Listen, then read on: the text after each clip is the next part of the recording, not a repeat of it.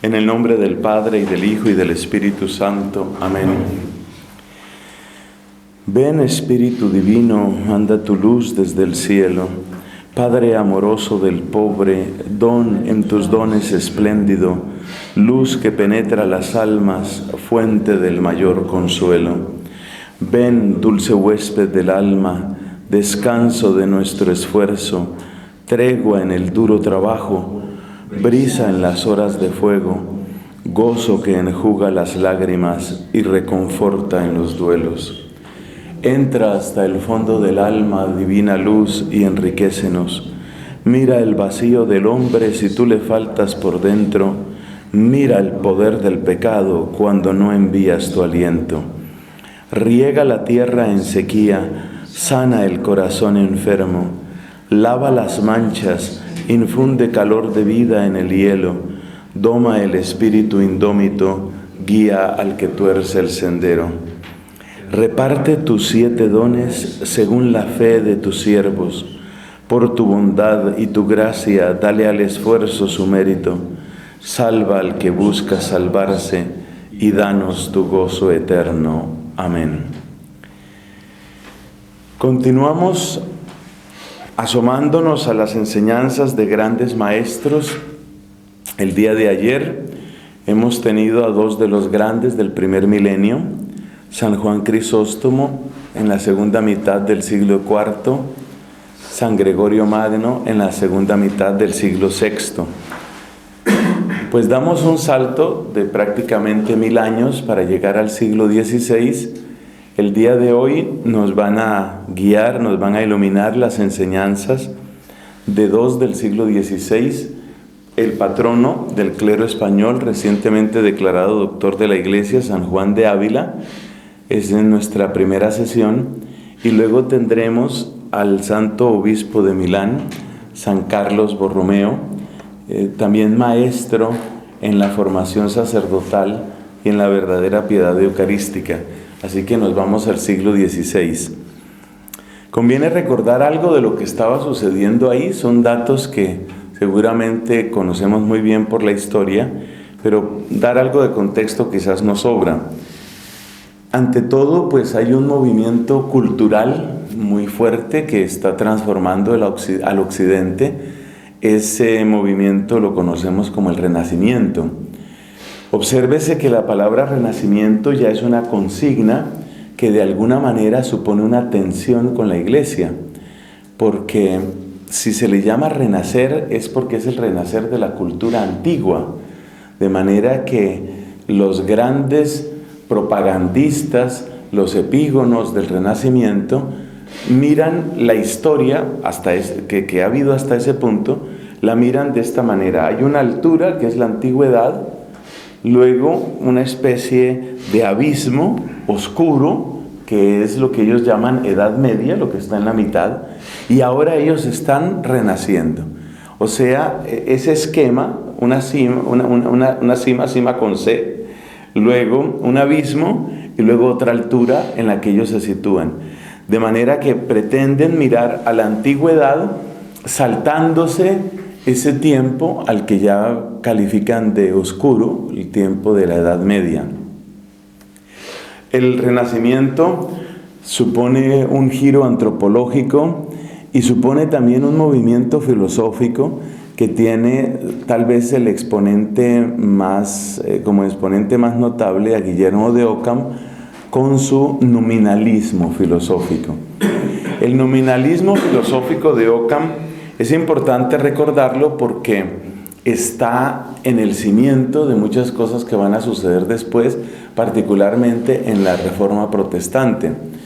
Básicamente, si analizamos el tema del nominalismo, ¿por qué se le llama nominalismo? Pues porque toma los conceptos universales simplemente como nombres, nómina, ¿no? Son nombres. Entonces, el nominalismo invita a quedarse únicamente con lo que en primer lugar llega a los sentidos. En ese sentido, pues abre la puerta a lo que luego va a ser en filosofía el empirismo. Pero en otro sentido, el nominalismo hace que se absolutice la experiencia personal, porque finalmente yo no puedo ver lo que están viendo tus ojos, tú no puedes oír lo que están oyendo mis oídos, de manera que en la medida en que se descartan los conceptos universales, en la medida en que se descarta la posibilidad de la inteligencia humana para acceder a la realidad y para nombrarla, porque eso es lo que descarta el nominalismo, paralelamente se exalta la experiencia individual. Y esa exaltación de la experiencia individual termina siendo exaltación del sujeto, es decir, termina siendo subjetivismo, que es lo que va a suceder exactamente en la Reforma Protestante. Recordemos la consigna de Lutero cuando es puesto en confrontación por la Iglesia Católica, incluso grandes teólogos de la época, teólogos muy representativos de la época, pero Lutero se sostiene en su estribillo, que es mi Biblia y mi conciencia. Entonces, lo que yo no vea, lo que yo no pueda experimentar y lo que no esté en la Biblia, no me lo quieras imponer. Más tarde, pues el mundo va a dar un paso más y entonces ya no es mi Biblia y mi conciencia, sino únicamente es mi yo. Es la absolutización del yo, que será un paso posterior.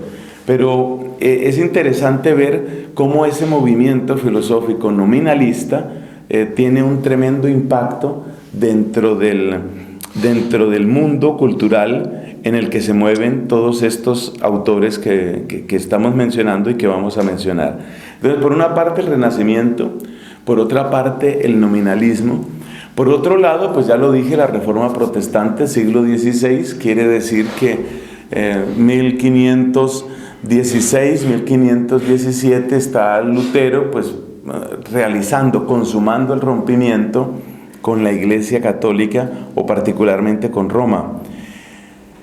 Eso quiere decir que este va a ser también el siglo de Ignacio de Loyola, de Francisco de Borja, de Teresa de Jesús, de Felipe Neri y el siglo entonces de grandes místicos, el siglo en el que la Iglesia Católica trata de reaccionar de una manera drástica a través de la Inquisición. Entonces, por eso vemos que Teresa de Jesús es sospechosa para la Inquisición, que San Juan de la Cruz es encarcelado por sus propios hermanos porque es peligroso. Bueno, lo mismo le va a pasar a Juan de Ávila. Juan de Ávila tiene una especie de conversión, o por lo menos de una dura purificación en la experiencia del encarcelamiento por parte de la Inquisición. Estuvo encarcelado unos 2 años. Entonces es el tiempo de la Inquisición, el tiempo de la Reforma Protestante, el Renacimiento, el nominalismo y por supuesto es el tiempo también del Concilio de Trento. Conviene recordar que el Concilio de Trento pues se realiza en una serie de sesiones. No es algo que uno pueda ubicar en un solo año ni cosa parecida. El Vaticano II estuvo del 62 al 65, pero el Concilio de Trento claramente le gana porque vamos a encontrar que tiene una serie de sesiones, me parece que son 5 sesiones, que ocupan en total unos 20 años o cosa parecida. O sea que el Concilio de Trento no es un acontecimiento, sino casi que es un caminar de la Iglesia dentro del siglo XVI. Juan de Ávila no participó en el Concilio de Trento, pero sí envió documentos que resultaron muy importantes. Juan de Ávila envió lo que se llamaron memoriales. 2 de los principales de las fuentes documentales de Juan de Ávila son los memoriales o las memoriales que envió para el Concilio de Trento, y luego, como se recordará muy bien, en la Archidiócesis de Toledo también envía memoriales para el Concilio de Toledo. Claramente era un sacerdote de enorme influencia, de enorme autoridad, y su palabra como predicador, sus escritos como autor ascético fueron muy bien recibidos, incluso en vida de su autor. No hemos dicho las fechas. El hombre nace en 1500 y muere en 1569. La mayor parte de su apostolado lo realiza al sur de España, es conocido como apóstol de Andalucía y tiene entonces relación también con algunos de los personajes de este sur español, por ejemplo con Luis de Granada, que va a ser su primer biógrafo. La primera biografía que tenemos de Juan de Ávila la escribe el dominico Fray Luis de Granada. Juan de Ávila tuvo una influencia enorme en muchos de estos personajes y realmente es emocionante, es decir, en medio de la confusión y en medio de los desgarramientos que sufría la iglesia en ese tiempo, es emocionante ver cómo estos santos, por ejemplo, se comunicaban entre sí. Entonces tenemos cartas de San Ignacio a San Juan de Ávila, cartas de Juan de Ávila a Teresa de Jesús. En el fondo eran hombres y mujeres a los que les dolía lo mismo, hombres y mujeres que sentían en su corazón el peso y al mismo tiempo la alegría, la esperanza que viene del misterio de la Pascua de Cristo, pero no como una cosa abstracta, sino como una realidad que estaban palpando. Es decir, las llagas de la iglesia son las llagas de Cristo. Hay un famoso texto del italiano Petrarca que describe la situación de la iglesia un tiempo atrás, obviamente. Hay un texto famoso donde presenta a la iglesia como leprosa, llagada y pobre. Es un texto dramático, uno se queda un poco con un sinsabor ahí porque no declara directamente amor a la iglesia, pero sí muestra cómo esta iglesia está llagada. Y lo que vienen a sentir todos estos santos es finalmente eso, que me parece en sí mismo ya un punto de meditación para nosotros, ¿no? Las llagas de la iglesia son las llagas de Cristo. Y las llagas de Cristo y de la iglesia pesan en mi corazón. Ninguno de estos grandes santos, de toda esta pléyade en la cual España pues tiene páginas gloriosas, ninguno de estos grandes santos mira a la iglesia desde fuera, que es la característica de Lutero, ¿no? Lutero, aunque hoy se le quiera llamar testigo del Evangelio, por ahí no entro yo, aunque se le quiera llamar testigo del Evangelio, la verdad es que Lutero se sitúa fuera de la iglesia con un dedo acusador, ¿no? Para mencionar no solo la corrupción que la había, la corrupción del clero, la corrupción de las costumbres, la corrupción de las devociones, sino para Lutero, y esto era lo más importante porque él lo dice expresamente, la corrupción de la doctrina. A veces se quieren presentar las cosas como si Lutero hubiera tomado sus decisiones únicamente por los malos testimonios, por ejemplo, de sacerdotes o cardenales. No es cierto. La preocupación de Lutero, por lo menos en lo que él dice expresamente, es la doctrina, la enseñanza del Evangelio está corrupta, está perdida en Roma. Ese no es el Evangelio, ese no es el mensaje de Cristo. Esta gente perdió el camino. No es un problema solamente moral el que le sirve a Lutero de motivación para separarse de la Iglesia Católica. Entonces, mientras que Lutero marca claramente esa diferencia doctrinal y de costumbres y de prácticas frente a Roma, lo que él llama Roma, mientras que esa es la actitud de Lutero, todos estos santos tienen un sentido de pertenencia a la iglesia que no tiene fisuras. Es decir, ellos sienten que no niegan la realidad, es imposible negarla, que hay corrupción, que hay degeneración, que hay ignorancia. Lo vamos a encontrar en escritos de Juan de Ávila. Esta gente no es ingenua. O sea, reformar a la iglesia, renovar a la iglesia no es tarea de ingenuos, no es tarea de ilusos.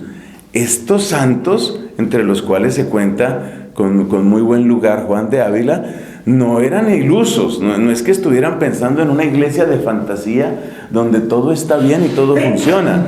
La claridad la tienen, la claridad sobre los pecados, las llagas apestosas de la iglesia, eso está claro, eso nadie lo va a negar. Pero siendo así es mi madre, y siendo así la amo, y siendo así la sirvo, y lo mío no es burlarme de la desnudez de mi madre, lo mío es cubrirla, lo mío es sanarla, lo mío es amarla.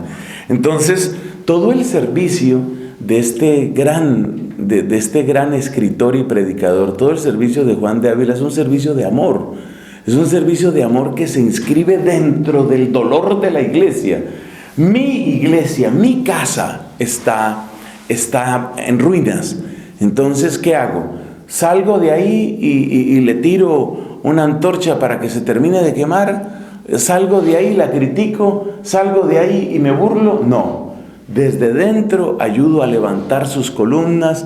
Desde dentro ayudo a limpiar el lugar. Y desde dentro quiero que sea la casa de todos. Esa es la actitud en general de estos santos. Y esa claramente es la actitud de Juan de Ávila. Es muy notable este hombre. Yo solo recientemente, para ser sinceros, porque es necesario, yo apenas pues lo voy conociendo. Realmente lo del doctorado, la declaración de doctor de la Iglesia, creo que fue un gran favor que nos hizo Benedicto, porque dirigió nuestra atención a un autor que merece ser mucho más conocido. Y parte del propósito de esa declaración es eso, que no se queden los anaqueles de bibliotecas polvorientas, no se queden estos escritos, sino que nosotros pues los hagamos nuestros y los aprovechemos. Bueno, pues Juan de Ávila indudablemente es alguien que ama a la iglesia desde dentro, y no la iglesia abstracta. Esta es otra cosa que me ha gustado, me ha fascinado de él. No es la iglesia abstracta, no es la iglesia en general, no es simplemente la iglesia que aparece en la Biblia. Es mi iglesia local. La manera como él habla de cuáles han de ser las relaciones entre los presbíteros, cuál ha de ser la relación con el obispo. Y el modelo que tiene este querido predicador, el modelo que él tiene, es el de una familia. Es el de una familia. Que el obispo aprenda a ser padre y que los presbíteros aprendan a ser hermanos unos de otros, que se preocupan unos por otros y que se apoyan y que saben, como dice San Pablo, alegrarse con los que se alegran y entristecerse con los que se entristecen. Ese pues es el contexto básico que encontramos sobre San Juan de Ávila. Hay, pues por supuesto, hay muchos otros datos sobre la biografía de él, pero yo creo que vamos directamente al tema de los escritos, porque es ahí donde nos va a enseñar fundamentalmente. Bueno, los escritos de Juan de Ávila. Él no era fundamentalmente un escritor. Cuando nosotros vamos a Juan Crisóstomo encontramos un predicador, pero un predicador que dejó una obra bastante, digamos, armada, con su estructura propia, que es estos libros sobre el sacerdocio, los 6 libros del sacerdocio. Si vamos a Gregorio Magno, que también hemos visitado ya, pues tenemos la regla pastoral. Es una obra pensada, primera, segunda, tercera, primera, segunda, tercera y cuarta partes. Es una obra pensada así. Juan de Ávila es mucho menos sistemático. Entonces, hay que acudir a cartas, sermones, tratados, porque su doctrina sobre el sacerdocio, por ejemplo, está, digámoslo así, dispersa en todo esto. Lo que él hacía fundamentalmente era predicar. Él era ante todo un predicador, también un hombre de abundante correspondencia, como ya lo hemos dicho. Era un director espiritual, director de sacerdotes, de religiosas y de personas laicas. La obra más conocida de Juan de Ávila, que es pues todo un clásico de la espiritualidad, se cita por su título en latín, Audi Filia. Es una alusión al Salmo 46, donde se dice aquel texto, ¿no? Escucha, hija, mira, inclina el oído, olvida tu pueblo y la casa paterna. Audi Filia es una obra que él le dedica, ¿no?, como una especie de carta extensísima, una obra que él le dedica a una señora piadosa de la época. Entonces pues se entiende muy bien ahí el Audi Filia, el escucha, hija. Pero no es una obra únicamente para mujeres, sino que dentro de ese filia pues está el alma, está nuestra alma, está cada uno de nosotros, está lo que nosotros somos. De modo que el filia es un poco el estilo también de San Juan de la Cruz cuando habla de desposorio místico. El desposorio místico obviamente no es solo para las mujeres, sino que siendo muy varón, Juan de la Cruz, pues él habla de Cristo como Cristo esposo y no tiene ningún problema en eso. Cristo es el esposo de mi alma. Entonces, en la misma vena, Juan de Ávila tiene esa obra que es la más conocida, Audifilia. También tiene otra obra que es el Tratado del Amor de Dios. Interesante recordar que autores posteriores se apoyan en Juan de Ávila. El mismo Carlos Borromeo, que vamos a mencionar en nuestra otra charla del día de hoy, el mismo Carlos Borromeo se apoya en Juan de Ávila. Francisco de Sales, Berulle, son autores que vuelven sobre Juan de Ávila porque realmente este autor resuma amor de Dios y amor a Dios, amor a la iglesia, amor a los sacramentos y particularmente a la Eucaristía y al sacerdocio. Su espectro teológico es amplísimo, amplísimo, y sin embargo, pues no es un autor sistemático. Antes de hacer una presentación de algunos temas sacerdotales, creo que conviene hacer una última anotación sobre cómo hace teología Juan de Ávila. La escolástica no estaba en sus mejores horas. De hecho, pues es una escolástica muy de capa caída.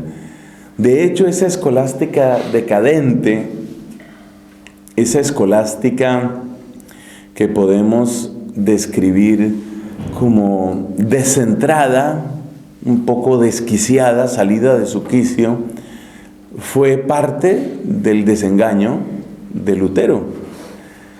Lutero realmente no conoció a fondo los grandes autores de la escolástica, de la gran escolástica. Un Santo Tomás de Aquino no es algo que él haya conocido. Aquellos clérigos, monjes de la familia agustiniana donde entró Lutero, pues lamentablemente no tenían una solidez teológica que le pudiera dar respuesta a las angustias existenciales de Lutero. Esa angustia de la experiencia de la gracia, eso no aparecía claramente ahí.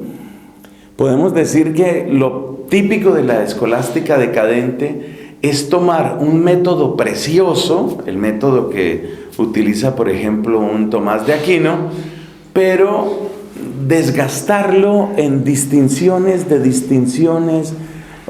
como dicen en España, rizando el rizo, partiendo pelos en el aire, una cosa que se convierte prácticamente en un juego intelectual, ya sin conexión con la experiencia de la fe y mucho menos conectada con el caminar del pueblo de Dios. O sea que era una teología absolutamente ajena a la vida misma de la iglesia, de espaldas a la vida de la iglesia. De modo que, aunque Juan de Ávila conoce a Santo Tomás, lo cita, lo aprovecha, las mejores horas del tomismo no estaban todavía podríamos decir, en el vestíbulo de la iglesia no estaban todavía. Será la tarea de un papa de este siglo XVI, San Pío V, el rescatar la figura de Tomás y el presentarlo como un faro para toda la iglesia. De modo que la situación de Tomás de Aquino, la situación de la teología de Tomás de Aquino, a finales del siglo XV y comienzos del siglo XVI, se puede resumir en estas palabras. Es un tesoro que está aprovechando, que es aprovechado por los dominicos.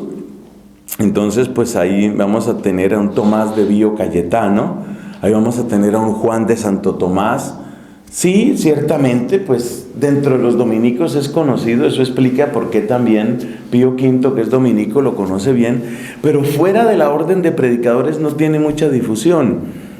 Una causa de esto, aquí en un paréntesis pequeñito, lo tiene el hecho de que el final de la vida de Tomás, que es también el final de su labor docente en la Universidad de París, en la segunda mitad del siglo XIII, estuvo marcado por muchas controversias.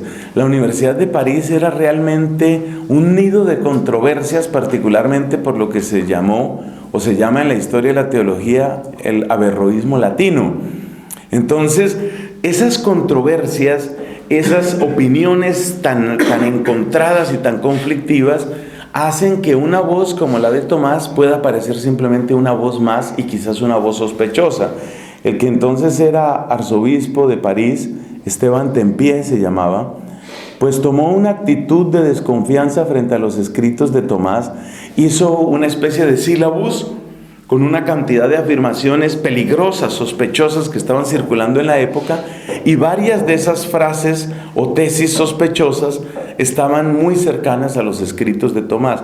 O sea que eso fue desde mi punto de vista, fue una especie de desgracia para la iglesia, porque ese velo de sospecha hizo que no se apreciara desde el principio a un hombre como Tomás de Aquino y que quedara prácticamente recluido en los conventos de los dominicos. Todo esto para explicar por qué un hombre tan docto, tan inteligente, tan brillante como Juan de Ávila, pues aunque tiene conocimiento de Tomás de Aquino, no es realmente el centro, se podría decir. Pero no hay que lamentarse de eso, porque el Espíritu Santo da sus luces en cada ocasión. Y lo cierto es que Juan de Ávila, pues, lo que hace es apoyarse de un modo mucho más consecuente y mucho más constante en la Sagrada Escritura. O sea que cabe tal vez el refrán, no hay mal que por bien no venga. Hubiera sido deseable una estructura filosófica que le diera más solidez al conjunto de las enseñanzas de Juan de Ávila. Pues sí, hubiera sido bueno, pero no habiendo esa estructura, el Espíritu Santo no se queda corto, sino que le ha dado luces muy abundantes a este hombre, de modo que él vuelve una y otra vez a la Escritura. Otra cosa que le hace muy agradable en su lectura, salvo el hecho pues de la distancia del castellano de esa época con el castellano nuestro, ¿no? Pero una cosa que hace muy agradable su lectura es que en el mismo estilo del Quijote y en el mismo estilo de Luis de Granada, él voluntariamente aproxima su lenguaje al lenguaje del pueblo. No tiene problema en meter un refrán dentro de un tratado teológico, no tiene problema en estar hablando de espiritualidad o de mística y salir con un refrán que se puede oír en la plaza de mercado del pueblo. Esto lo hacía particularmente amable. Bueno, todo eso nos puede servir de invitación para acercarnos, para aprovechar. Falta mucho por divulgar de Juan de Ávila, muchísimo. Tiene también un tratado sobre el sacerdocio, del cual lamentablemente no se conservan sino unos fragmentos, está notoriamente incompleto. Entonces, ¿qué he hecho para prestar un servicio? Me he apoyado en la obra de un estudioso burgalés, Monseñor Juan Esquerda Bifet, seguramente lo habéis oído mencionar. Él es canónigo y profesor, creo que ya emérito de la Facultad de Teología de Burgos, consultor de la Congregación para el Clero, indudablemente una persona muy reconocida y un gran estudioso de Juan de Ávila. Si se busca en internet el nombre de él, Juan Esquerda Bifet, eso acaba en la T. Si se busca en internet se puede encontrar el blog de él y realmente nos presta un gran servicio, porque una de las cosas que él tiene, que yo no lo he visto en nadie más, es un vocabulario avilense, un vocabulario sobre San Juan de Ávila. Y de verdad que es, pues, como todo tipo de buen manual, es una puerta de entrada, pues, maravillosa. Tal vez muchos de nosotros podemos sentir un poco de, diría yo, timidez o quizás necesitamos más motivación para entrarle de lleno a los tratados, sermones o estas cosas, pero un diccionario siempre es algo que uno dice, bueno, pues vamos a ver este hombre cómo habla del matrimonio, por ejemplo, o cómo habla del bautismo. Entonces, el enlace está en el blog que tiene Monseñor Juan Esquerda. Él tiene una obra que se llama El Maestro Ávila, ese era el nombre en el que ya se le conocía. Fue muy venerado después de que pasó el tema con la Inquisición, realmente pues eso fue como una resurrección. El Audifilia, la primera versión del Audifilia la escribió él cuando estaba preso. En eso yo veo un paralelo con el otro gran Juan, Juan de la Cruz, ¿no? Juan de la Cruz en su prisión no se llenó simplemente de depresión y de amargura y cómo se les ocurre hacerme esto, pandilla de desgraciados. No, no entró en eso, sino que en prisión Juan de la Cruz pues penetra en esas honduras místicas de la noche oscura y la noche del alma y tal. Pues algo parecido hay que decir aquí de Juan de Ávila, que su gran obra, o por lo menos la más conocida, la Audifilia, tiene su primera versión en el tiempo en el que estuvo preso. Entonces, después de que salió preso y empezó pues a predicar y a escribir y a dirigir almas, ya se le llamaba en vida el Maestro Ávila. Entonces el título de la obra, del artículo, es un artículo extenso. Monseñor Esquerda Bifed ofrece una versión más larga y una versión más corta de su artículo. El artículo se llama, lo que tenéis ahí en el enlace, El Maestro Ávila y la renovación sacerdotal al inicio del tercer milenio. Pero con ese mismo título él tiene dos escritos, uno más extenso y otro más corto. El que está copiado aquí tal cual es el escrito más corto. Bueno, ¿cuál es el punto de partida? El punto de partida es la santidad. Nos dice Monseñor: una lectura atenta de los textos conciliares y posconciliares pone de relieve unas líneas renovadoras sobre la vida y ministerio sacerdotal todavía no puestas en práctica suficientemente. Recordemos que los dos grandes documentos sobre el sacerdocio son Optatam Totius, que es sobre la formación, y por supuesto Presbyterorum Ordinis, que es sobre la vida de los sacerdotes. La opinión de Monseñor Esquerda, que yo creo que es fácil de compartir, es que estas iniciativas conciliares y posconciliares no han dado suficiente fruto. En otro lugar, que no sé si me ha quedado citado aquí, él se queja de cómo dos escritos muy importantes del siglo XX sobre la vida sacerdotal, Menti Nostre de Pío XII y Sacerdotii Nostri Primordia de Juan XXIII, tampoco han sido aprovechados. Para mí fue muy grato encontrarme con estas reflexiones de Monseñor Esquerda y que él dijera eso, porque resulta que preparando este retiro yo ya tenía dentro de mi esquema tanto a Menti Nostre y la postura de Pío XII como a Sacerdotii Nostri Primordia de Juan XXIII. De hecho, pues os adelanto, ese es el menú para mañana, que para mí pues es tan interesante, ¿no? Ir a estos autores y ver cómo pues se van a lo esencial. Además, todo este ejercicio de ir al primer milenio, ir al siglo XVI, yo creo que lo sana uno mucho de esa enfermedad que denunciaba el Papa Benedicto, ¿no? Esa enfermedad que él llamaba la hermenéutica de la discontinuidad. Y la hermenéutica de la discontinuidad ha producido un doble daño en la Iglesia. Para unos, la Iglesia llegó hasta el Vaticano II y ahí todo se perdió. Ese es el estilo de los que adoran la tradición, los tradicionalistas obsesionados con esa Iglesia. Y otros lo contrario, ¿no? Antes del Vaticano II no había nada y con el Vaticano II por fin vimos la luz y por fin apareció la Iglesia. Eso se llama hermenéutica de la discontinuidad. La verdad es que un ejercicio como el que estamos haciendo, mis hermanos, un ejercicio de ir a estos autores, de volverse uno 1700 años, por ejemplo, y decir, oye, ese piensa cosas que a mí me han pasado. Ese es un modo muy práctico de romper la enfermedad que Benedicto llama hermenéutica de la discontinuidad, porque por supuesto él está convencido de que la verdadera interpretación del Vaticano II siempre es dentro de la continuidad del magisterio. Entonces, volvemos a Monseñor Esquerda, que se basa en San Juan de Ávila y nos suelta esta frase: la renovación sacerdotal de cada época histórica solo será posible en la medida en que haya santos sacerdotes. ¿Qué frase?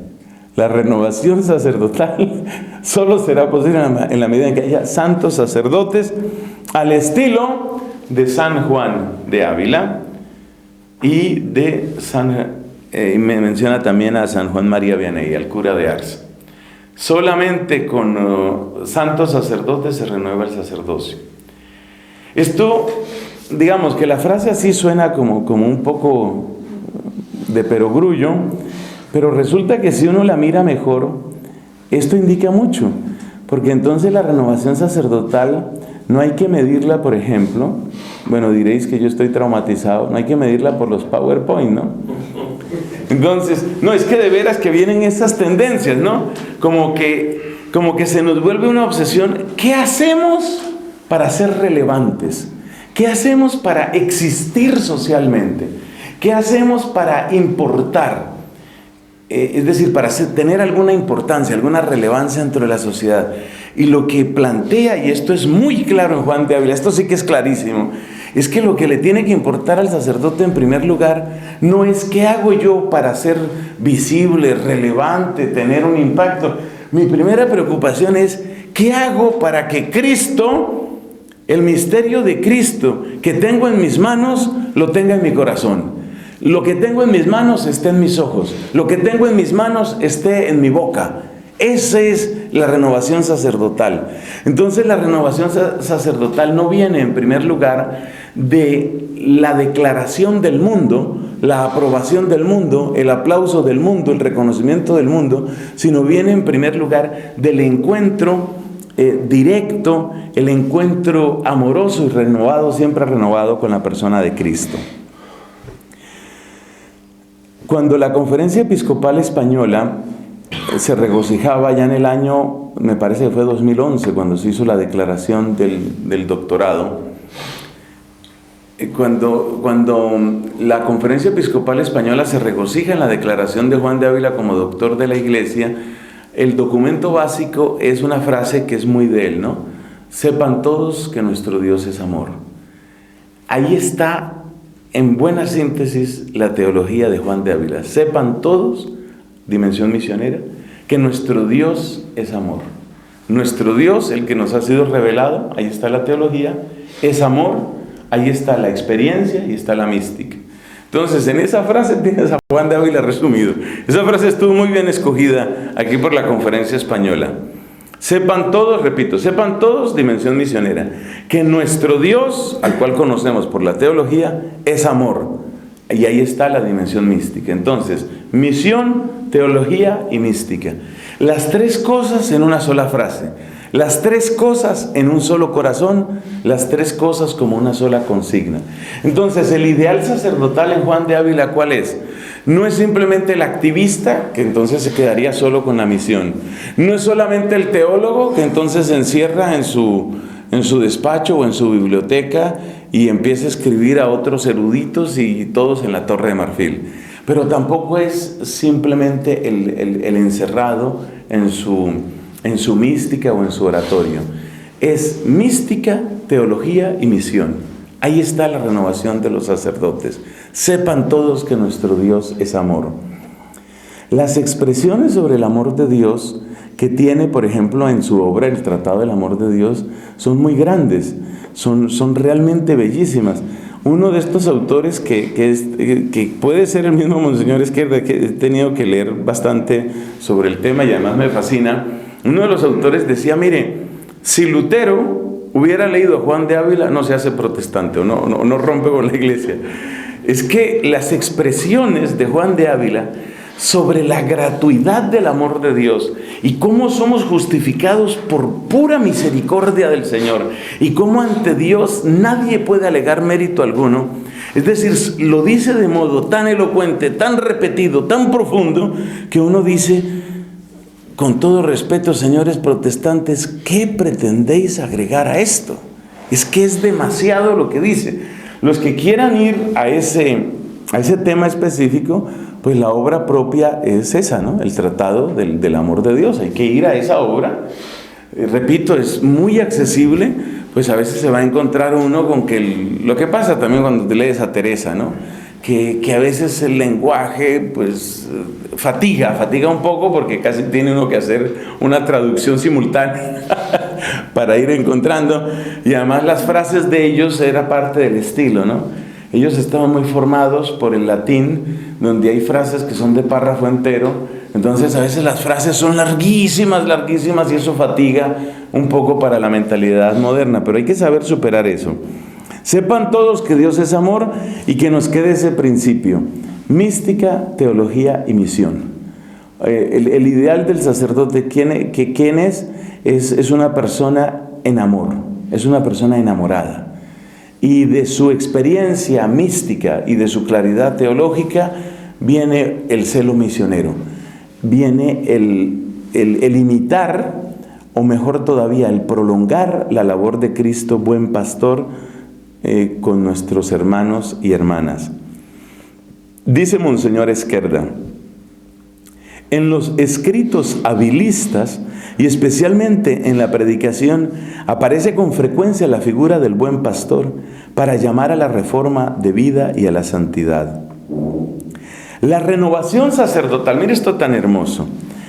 La renovación sacerdotal arranca del hecho de que los sacerdotes ministros han sido elegidos para, esto ya cita textual de Ávila, para pastores y criadores del ganado que los apacienten en los pastos de ciencia y doctrina, y aunque sea con derramar sangre y dar la vida, como hizo Cristo, y dijo que este tal es el buen pastor. Entonces, el sacerdote está lleno de amor porque está unido a Cristo, que nos ha mostrado el amor del Padre. El sacerdote está lleno de amor y su amor se expresa en dar doctrina y en estar dispuesto a dar la vida. Entonces es la doctrina y la vida. En uno de sus escritos, reflexionando sobre la encarnación, Juan de Ávila dice una expresión que yo no la he encontrado en ningún otro autor. Recordamos lo que dice la carta a los Hebreos, ¿no? Aquí estoy para hacer tu voluntad. La frase del Salmo, esa la aplica la carta a los Hebreos a Cristo cuando entra a este mundo. Y entonces dice Juan de Ávila que Cristo llega como ungido del Padre. Claro, la unción propiamente se da en el bautismo cuando desciende el Espíritu Santo, pero se le ocurre a este sacerdote teólogo y místico, se le ocurre decir que Cristo desde su encarnación ya estaba ungido y que la primera unción de Cristo era su propia sangre, la unción de sangre que marca a Cristo desde el principio, en el sentido de que la sangre de Cristo palpitaba el amor de Dios desde el primer momento de su encarnación. O sea que la verdadera unción de Cristo es su amor, y ese amor de Cristo ya corría por las venas del Señor, pues desde que empezó su existencia en esta tierra. Entonces, esa idea de la unción de sangre que es tan impactante, por lo menos para mí me lo resulta. Esa idea de la unción de sangre yo no la he encontrado en otra parte y me ha llamado mucho la atención. Al hacer la aplicación al sacerdote ministro, el maestro Ávila insta a la santidad y renovación por el hecho de representar a Cristo. La renovación de la vida y del ministerio sacerdotal a la luz del buen pastor llevaría a los mismos rasgos característicos de la figura de San Juan de Ávila: vida contemplativa y eucarística, fidelidad a la palabra y a la acción del Espíritu Santo, equilibrio de ministerios. Esto es algo muy bello. En sus cartas, por ejemplo, a otros sacerdotes, es muy, muy bello esto. Entre otras cosas, Juan de Ávila tuvo que ver en la conversión y dirección, la primera dirección espiritual de San Francisco de Borja, que era duque, ¿no? El duque de Gandía, me parece que era él. El duque de Gandía. Pues Francisco de Borja tiene su conversión, y uno de los que le ayuda y le alienta en ese primer momento es precisamente Juan de Ávila. Estuvo muy relacionado con la Compañía de Jesús, tanto que los jesuitas le invitaron varias veces a que se hiciera miembro de la compañía. ¿A qué llama Monseñor Esquerda equilibrio de ministerios? Este es otro tema muy bonito. Profetismo, liturgia y pastoreo. Profetismo es la predicación, liturgia es la vida de los sacramentos, pastoreo es la santificación de las almas, lo que él mismo practicaba, esa dirección espiritual, esa proximidad, ese don de amistad, ¿no? Fíjate que esto está muy cerca a lo que siempre nos han dicho, ¿no? ¿Te acuerdas que siempre nos dicen profeta? ¿Cómo es? profeta, no sé qué y rey, profeta, sacerdote y rey. Y las tres funciones del obispo, de las que participa a su manera el presbítero, pues son esas, ¿no? Regir, enseñar y santificar. Eso aparece pues también aquí. El profetismo está en la parte del enseñar, del predicar. La liturgia es la parte del celebrar. Y el pastoreo está en la parte del regir. Seguimiento evangélico al estilo de los apóstoles. Disponibilidad misionera. Juan de Ávila quería irse a las misiones. Él se ofreció para ir, me parece que fue a Tlaxcala, en México. Él quería irse de misionero. Pero el obispo que le vio el talante y lo que podía hacer por la formación de otros, le dijo, mire, usted más bien váyase a hacer misión, pero a hacer misión a Andalucía. Y por eso pues se dedica a él y se convierte de hecho en gran apóstol de Andalucía. Disponibilidad misionera, catequesis en todos los sectores de la comunidad. Oiga esto, preferencia pastoral por la juventud y por los pobres, comunión eclesial y dimensión mariana. De verdad que no le falta nada. No le falta nada, es que lo tiene todo. El designio del Padre, la entrega de Cristo, el amor del Espíritu, la vida eucarística, la profundidad en la oración, el ministerio de la predicación, la fraternidad sacerdotal y todo ello presidido en el amor por la presencia de la Santísima Virgen. Es muy completo, realmente es muy completo. La doctrina, otra parte del artículo, la doctrina habilista sobre la renovación sacerdotal en la línea de la caridad pastoral y de las virtudes del buen pastor, según la vida apostólica. Esta es una novedad dentro de los escritos que hemos visto, lo de la vida apostólica. Hay que recordar que con frecuencia las comunidades religiosas han buscado como referencia Hechos de los Apóstoles capítulo 2, por aquello de lo tenían todo en común, eran fieles a la fracción del pan, eran fieles a las oraciones. Es decir, las comunidades han mirado mucho a Hechos de los Apóstoles capítulo 2. Está muy claro en San Agustín, está muy claro en San Norberto con los premonstratenses, está clarísimo en Santo Domingo de Guzmán, tanto que nuestras constituciones, las de los dominicos, hablan de la vida dominicana como una búsqueda de la renovación de la vida apostólica en sentido pleno. O sea que no es novedad que las comunidades religiosas miren a la comunidad de Hechos de los Apóstoles como una referencia que nos dice mucho. Pero sí que me parece novedad que un sacerdote diocesano, feliz de ser diocesano, con plena identidad de diocesano, dice, espérate, que es que la vida apostólica no significa aquí el hacer apostolados, ¿no? Sino vida apostólica en el sentido de la vida de los apóstoles es el modelo para nosotros. O sea, esto no lo dejemos únicamente para los religiosos. Y por eso con una gran paz, Juan de Ávila, rechaza las amables, amorosas invitaciones que le hace la compañía de Jesús. Es decir, él no siente que tenga que ser religioso para llevar una vida de comunidad. Oiga eso. Yo no tengo que ser religioso para llevar una vida de comunidad. Es que el ser comunidad y el llevar una vida como llevaron los apóstoles, según describe Hechos 2, eso es para todos. Eso no es únicamente para los religiosos. Así que por favor, no limitéis eso al tema de los religiosos. Esa es una gran novedad, la insistencia en la vida apostólica. Bueno, a ver, es novedad y no es novedad, porque si nos vamos a comienzos del siglo II, nos encontramos al maestro de maestros, San Ignacio de Antioquía, que ya ves que en su carta a los esmirniotas les dice claramente, no, es que la iglesia es comunidad, y le dice que tienen que estar unidos. Los diáconos y los presbíteros tienen que estar unidos a su obispo como las cuerdas de la lira a la lira. Es decir, es una imagen muy elocuente, ¿no? Porque la unión, por supuesto, es estrecha, es permanente y además es la única manera de que la lira suene. Entonces, para Ignacio de Antioquía, mártir en el año 107, siglo II, Qué hermosa es la iglesia, ¿no? Que uno pueda saltar del siglo II al XVI, al XXI, y seguimos hablando el mismo idioma, ¿no? En el siglo II dice San Ignacio de Antioquía que hay que unirse al obispo como las cuerdas a la lira, y dice uno, no es solamente la firmeza de la unión, pues todos conocemos cómo funcionan esos instrumentos de cuerda, no es solamente la firmeza de la unión, es que si no hay esa unión no hay música. Para que la iglesia suene, para que la iglesia tenga su música, solo tendrá música si estamos unidos.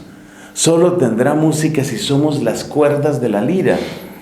Entonces, la idea de Juan de Ávila con respecto a la iglesia local es que la iglesia local es como esa lira, y la iglesia solo hará música si todos están unidos y además están afinados.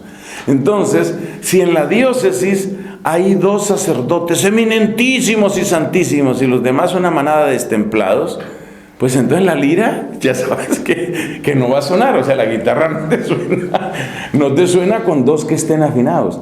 Entonces, el ideal de santidad sacerdotal de Juan de Ávila no es simplemente que cada uno se dedique a lo suyo, yo voy por lo mío, no. Ni que cada uno vaya a su aire, como decís aquí en España, sino no, espérate, para que haya la música se necesita que tú estés afinado, y tú, y solo cuando todos estamos afinados, entonces sale la música del Espíritu. Por eso él insiste en la vida apostólica. Esto no entregar este texto, perdón, bueno, que es nuestro también de los religiosos, pero no reservarlo únicamente a los religiosos. Esto es para todos y muy particularmente para el clero diocesano. La práctica de las virtudes del buen pastor como seguimiento evangélico radical. La vida apostólica incluye siempre 3 aspectos principales. Nos explica Monseñor Esquerda. 3 aspectos principales. ¿Cuáles son? Seguimiento evangélico. Que cada uno de nosotros deje de estar mirando a la derecha o a la izquierda y mire de frente al Evangelio. O sea, tu primera referencia, tu primera afinación es el Evangelio. El primer lugar donde afinas tu voz, donde afinas tu corazón, es el Evangelio. Seguimiento evangélico radical. Segundo, vida comunitaria. Y tercero, disponibilidad misionera. Ya vamos a decir algo sobre lo de vida comunitaria. La disponibilidad misionera es algo muy interesante. Así como las comunidades religiosas han sido, particularmente en la historia de España, han sido vanguardia en la labor misionera. Ahí tenemos pues obviamente los jesuitas, franciscanos, dominicos, jerónimos, agustinos y bueno, tantos otros en la evangelización de América, eso está claro. Pero entonces, un momento, lo mismo que hemos dicho de la vida apostólica. Hechos de los Apóstoles capítulo 2, no me lo dejes solo para los dominicos y para los franciscanos y los vicentinos, espérate que eso también es para nosotros, en nuestra manera de querernos y en nuestra manera de apoyarnos y en nuestra manera de ser uno. El razonamiento de Juan de Ávila es muy sencillo. En el siglo I, es decir, en Hechos de los Apóstoles capítulo 2, pues franciscanos no había, ¿no? Con el debido respeto y amor a San Francisco. En Hechos de los Apóstoles capítulo 2 no había dominicos. ¿Qué era lo que había? Pues había apóstoles y había comunidad.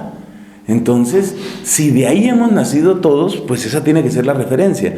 Lo mismo que se dice de la vida comunitaria se dice de la disponibilidad misionera. Entonces no se puede dejar la misión únicamente para los religiosos. En buena hora, algunas circunscripciones eclesiásticas de España, como muy señaladamente Toledo, han tenido ese criterio. Espérate, es que el hecho de que nosotros seamos iglesia local no quiere decir que nuestro servicio a la iglesia universal se termina en la calle tal con la calle tal. Eso es ridículo. Mi servicio a la iglesia no se acaba ni aquí ni aquí. Mi servicio a la iglesia se acaba donde se acaba el Evangelio, que según Marcos 16 es toda la creación. Entonces, fíjate qué idea de iglesia tiene este hombre. ¿Qué idea de iglesia? Estamos hablando del siglo XVI y él tiene la plena conciencia de eso. Y se ofrece como misionero, no volviéndose ni jerónimo, ni franciscano, ni jesuita, ni agustino, sino no, yo como sacerdote soy misionero. Es que es parte de mi ser, es parte de lo que yo soy, es parte de aquello a lo que he sido llamado. Así aparece en la doctrina abilista cuando describe, mire esta belleza, en una de las obras suyas que se llama Advertencias, en la sección primera, número 4, dice, describe a los sacerdotes como retrato de la escuela y colegio apostólico.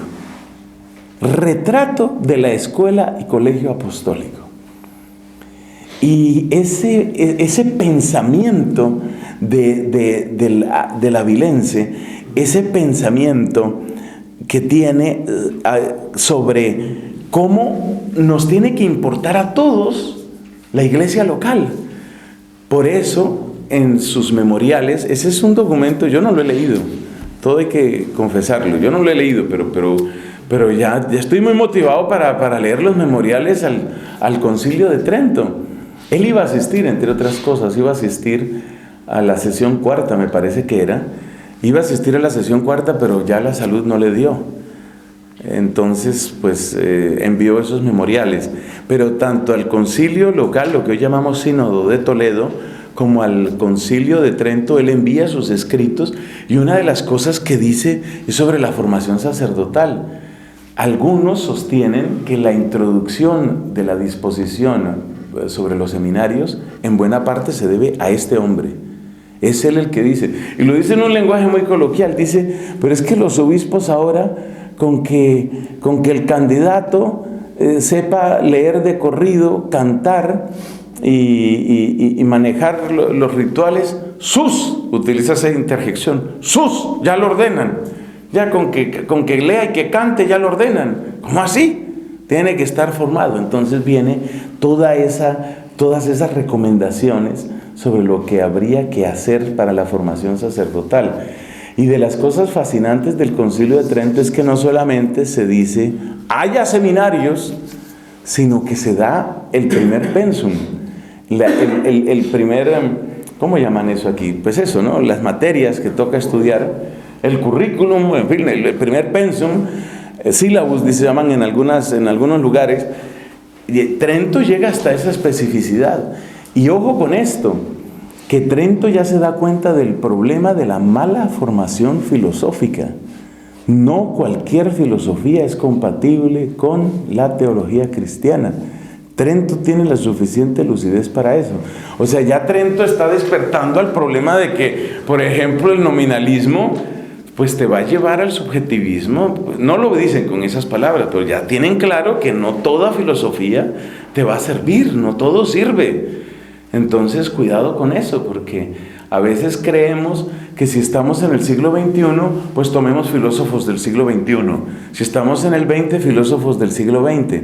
Pero ahora me dirás, ¿cómo tomas a un Derrida que entregó pues la mitad de su vida y más a lo que él llamó la deconstrucción? ¿Cómo tomas tú un deconstruccionista y a partir de ahí le das una estructura filosófica básica a los candidatos al sacerdocio? Obviamente hay que conocer a esos autores, pero una cosa es el autor que yo tengo que conocer, casi diríamos para rebatirlo, y otra cosa es el autor que yo tengo que conocer para que me estructure mi pensamiento. Entonces la preocupación de Trento, que primero es la preocupación de Juan de Ávila, es ¿cuáles van a ser los autores que nos van a estructurar a nosotros? ¿Cuáles son los que nos van a formar a nosotros? Entonces hay que ir a esas memoriales del Concilio de Trento. En los escritos abilistas, la renovación sacerdotal se concreta más en la vida de pobreza. Esta es otra dimensión interesante. Oye, ¿y por qué la pobreza tiene que quedarse con los religiosos? ¿Por qué? ¿Qué voto de pobreza con los religiosos? ¿Y por qué? Es que a nosotros nos hace mucho bien estar viviendo como reyes y en palacios, y eso nos hace bien, eso nos hace mejores sacerdotes.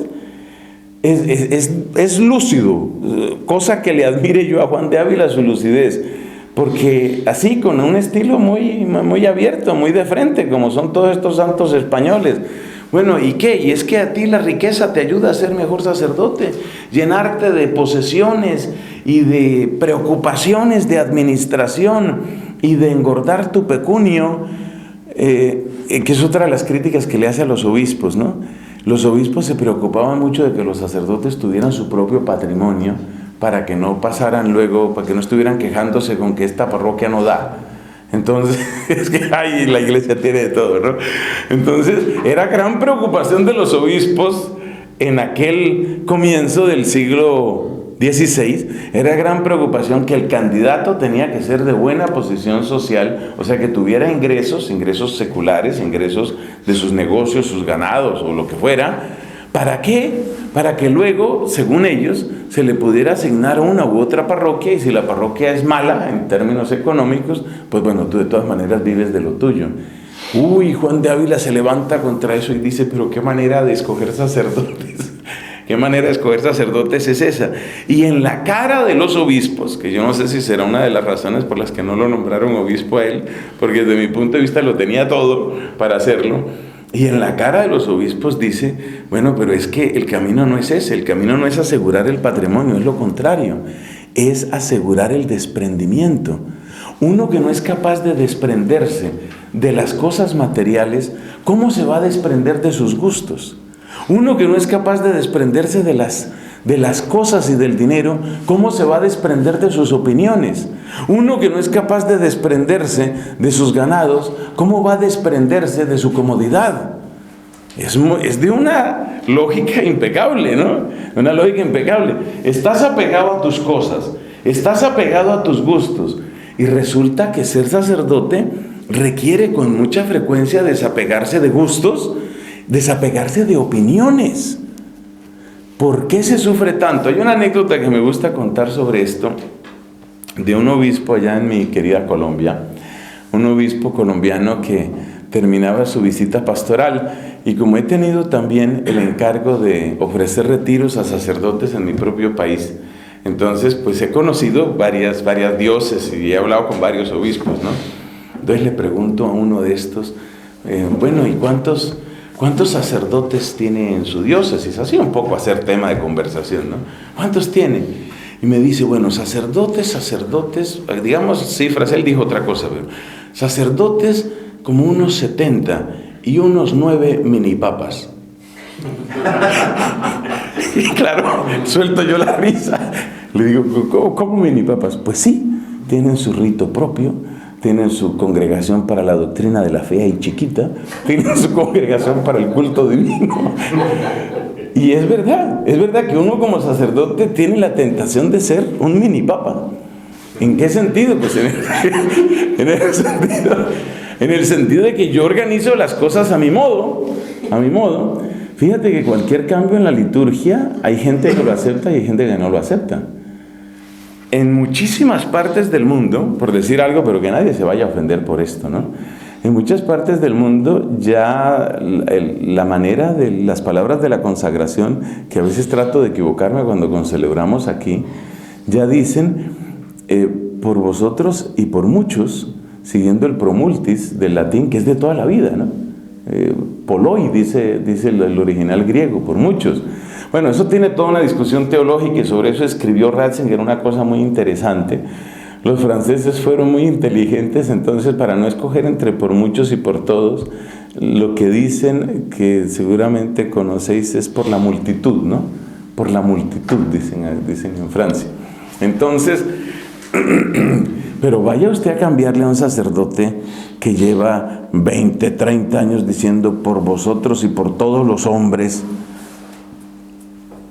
Otros, en cambio, pues hacen ejercicio de su congregación parroquial, ¿no? Su congregación parroquial para el culto divino.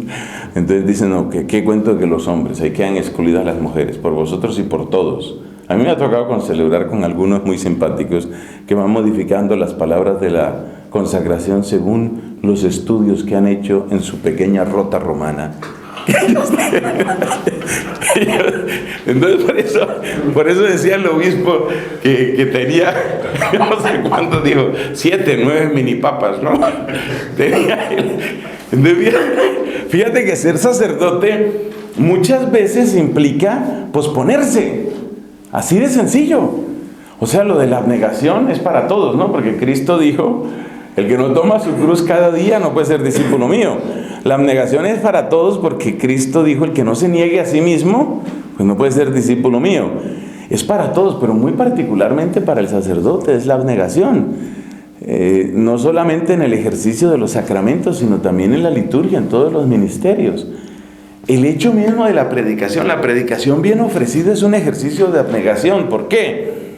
Porque yo puedo tener ideas, pero no necesariamente mis ideas son lo que más le va a servir a la gente.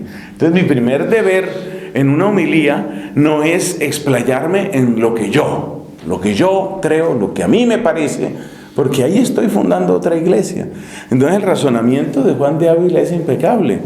¿Cómo crees tú que vas a desprenderte de tus gustos, tus comodidades y todo, si primero te cuesta tanto trabajo desprenderte de una ropa fina o del carro último modelo o del celular de moda? Entonces, por eso para él es requisito indispensable que el sacerdote, todo sacerdote, cultive la pobreza. Palabras parecidas ha tenido el Papa Francisco también cuando habla de una iglesia pobre y para los pobres. Y los que conocen a Francisco nos dicen, los que lo han conocido pues desde su tiempo allá en Argentina, dicen que no hay absolutamente nada de pose en eso. Simplemente así es Jorge Mario Bergoglio hace 40, 50, 60 años, lo que sea. Él es así. Es una persona que se ha esforzado por cultivar la sobriedad, el desprendimiento, y eso va muy en la línea de lo que estamos diciendo. Bueno, vamos terminando. La renovación sacerdotal en el presbiterio, lo de la vida comunitaria. Terminemos con esto y que quede siempre abierta la invitación a volver a estos escritos. Entre las cuestiones, de nuevo nos habla Monseñor Esquerda Beifed, entre las cuestiones que impresionan más sobre la renovación sacerdotal en el posconcilio del Vaticano II y al inicio del tercer milenio, especialmente para el clero diocesano, sobresalen los temas del presbiterio como fraternidad sacerdotal. Lo tienes en Presbyterorum Ordinis número 8, realidad sobrenatural y mysterium, en el número 74 de Pastores Dabo Vobis de Juan Pablo II. Esta pertenencia a la iglesia particular se traduce en disponibilidad misionera universal, lo que estamos diciendo de Juan de Ávila. Es que es un maestro, realmente lo es. En la doctrina del maestro Ávila se constata una actitud permanente de estrecha relación con el propio obispo, con quien en el presbiterio se forma una sola familia. Mira lo que dice en el Memorial de Trento. Pues prelados, o sea, obispos, con clérigos, son como padres con hijos. Prelados con clérigos son como padres con hijos. Esta relación familiar, de trato personal, facilita la actuación del mismo obispo. Mira, que no es un gerente, que no es simplemente un coordinador de actividades, que es un padre espiritual, el obispo como fuente de vida en la iglesia diocesana. Es el manantial, el obispo es el manantial vivo de la palabra dentro de la iglesia local. Cuando el concilio afirma que el presbiterio es una fraternidad sacerdotal, deja entender que esta fraternidad es exigencia del sacramento del orden. Mira lo que dice en una de sus pláticas el maestro Ávila. Y si cabeza y miembros nos juntamos a una en Dios, seremos tan poderosos que venceremos al demonio en nosotros y libraremos al pueblo de sus pecados. Bellísimo, porque, y sigue diciendo, hizo Dios tan poderoso al estado eclesiástico que, si es el que debe, influye en el pueblo toda virtud, como el cielo influye en la tierra. Así como el cielo abraza la tierra, así prelados y clérigos, es el lenguaje de él, obispos y sacerdotes, recubren al pueblo de Dios, lo iluminan, lo protegen, infunden en él toda virtud. Y de ahí la apertura a la Iglesia Universal. Líneas conclusivas que propone Monseñor Esquerda basándose en Juan de Ávila. La renovación sacerdotal actual que puede derivar de la figura de San Juan de Ávila tiene las características de una estrecha relación personal con Cristo Buen Pastor. Renovación que se concreta en la caridad pastoral, no como concepto teórico ni como pura acción externa, sino como actitud de compartir la misma vida. Las iglesias particulares y sus presbiterios podrían encontrar en la figura sacerdotal de San Juan de Ávila una invitación eficaz para una entrega evangélica sin rebajas y una misión apostólica sin fronteras. Gloria al Padre, al Hijo y al Espíritu Santo. Como en el principio, ahora y siempre, por los siglos de los siglos.